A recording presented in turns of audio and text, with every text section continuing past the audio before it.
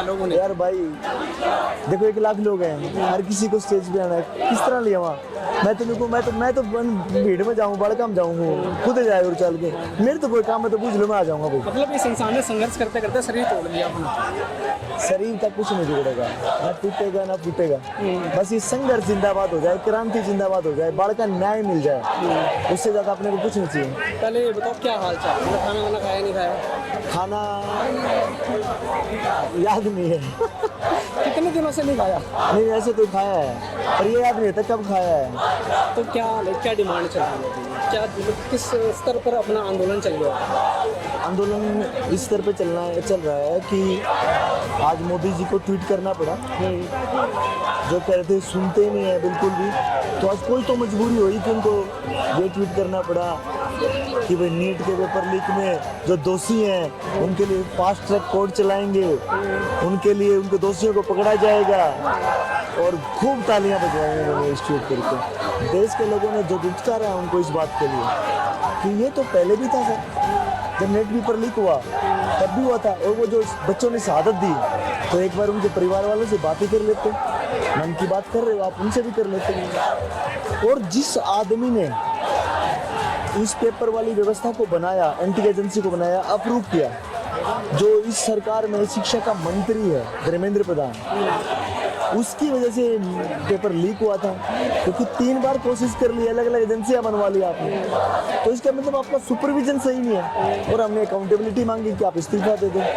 आज भी उनके इस्तीफे की तो बात नहीं की आपने बात की कि हम वो बनाएं कमेटी, वो तो पहले ही बना चुके हैं। ऊपर से दिखावा कर लेते हैं, अंदर तक नहीं जाते। ये फास्ट ट्रैक कोर्ट बहुत बड़ा डकोसला है, कमेटी जो है बहुत बड़ा डकोसला है, किसी भी चीज़ की आज तक कमेटी बनी है भाई? कांग्रेस सरकार में तो कुछ कमेटियां बनी थी, डिसीजन अच्छे आए थे, लेकिन वो भी सिरे नहीं चढ़ी थी, उन्होंने डिसीजन बढ़िया दिए थे बना के। लेकिन इस सरकार में तो कमेटियां भी वही बनती हैं जिसमें लोग वही होते हैं जिन्होंने वो घोटाला किया है। मतलब ये तो जब सबसे ज्यादा जाती है यहाँ पे, अब संभव नहीं है। अब बच्चों को उससे ज्यादा कुछ, उससे कम कुछ नहीं चाहिए, इस्तीफे से कम। 20 तारीख को जिस तरीके से बच्चों को, मेरी आंखों के सामने मैं रिकॉर्डिंग कर रहा था उस टाइम पे, जिस तरीके से हमारा पुलिस वाले उस पर क्या करते हैं, कितना गुस्सा में कत्ल किया है डेमोक्रेसी का उन्होंने, और गुस्सा इतना है कि शायद मेरे पास कोई भूमिका होती इस तरह की, या कोई जादू की छड़ी होती तो मैं पता नहीं क्या क्या डालता, क्योंकि मेरे आंखों के सामने इसी रेलिंग पे मैं चिल्ला रहा था स्टेज से, मेरा वीडियो मेरे इंस्टाग्राम पे देखना, मैं चिल्ला रहा था छोड़ दो बच्चों को, मारो मत जनरल डायर की तरह, मैं एक ही करके निकाल दूंगा यहाँ से, क्योंकि यहाँ पे रेलिंग है, ये निकल नहीं पाएंगे, और सामने बैरिकेड लगे यहाँ नहीं निकल पाएंगे। उन्होंने मारा बच्चों को, इस रेलिंग में पैर दब गए, उनके बच्चे दब गए, स्टैम्पेड क्रिएट।